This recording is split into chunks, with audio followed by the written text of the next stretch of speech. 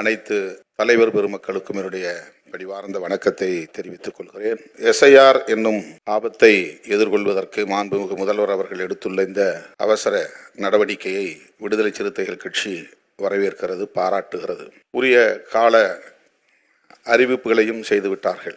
இதை நாம் எவ்வாறு எதிர்கொள்ளப் போகிறோம் என்பது குறித்து மாண்புமிகு முதல்வர் அவர்கள் ஒரு வரைவு தீர்மானமாக முன்மொழிந்திருக்கிறார். அதனை நாம் வரவேற்கிறோம்.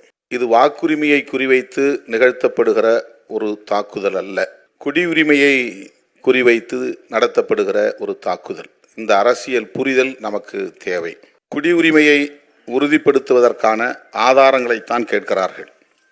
ஆதார அட்டை வேண்டாம் என்று சொல்வதற்கு அவர்கள் சொல்லுகிற காரணம் இது குடியுரிமையை உறுதிப்படுத்துவதற்கானது அல்ல என்பதுதான்.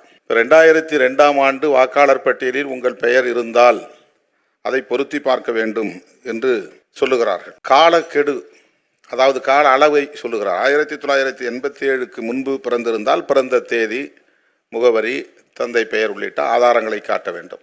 87லிருந்து 2004க்குள் பிறந்திருந்தால், இந்தியாவில் பிறந்திருந்தால் அதற்குரிய பிறந்த தேதி மற்றும் பிறந்த இடம் நிரூபிக்கும் ஆவணத்தை அளிக்க வேண்டும். குடியுரிமையை உறுதிப்படுத்துவதற்கான ஒரு ஏற்பாடு.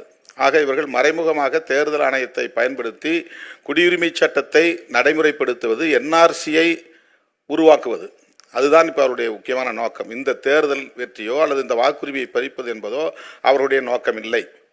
அவர்களின் இறுதி இலக்கை அறிவிப்பதற்கு NRC தேவைப்படுகிறது. NRCயை நடைமுறைப்படுத்துவதற்கு இந்த தேர்தல் ஆணையத்தை பயன்படுத்துகிறார்கள்.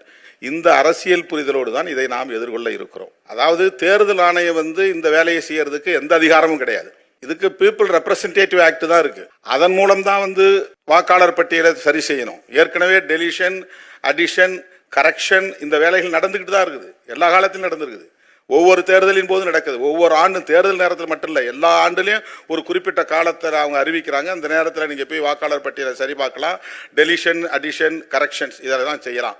இது ஏற்கனவே இருக்கிற நடைமுறை தான்.